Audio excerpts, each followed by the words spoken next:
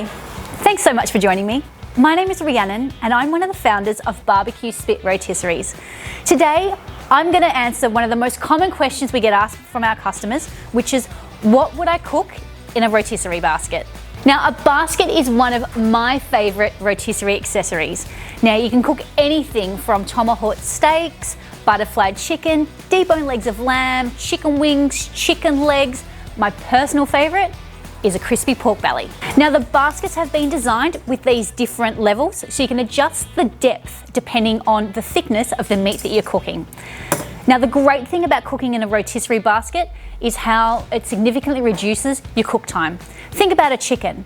Rather than cooking a chicken whole, what you can do is you can butterfly it, lay it down flat, and you're gonna have your chicken cooked in about half of the time, about 45 minutes.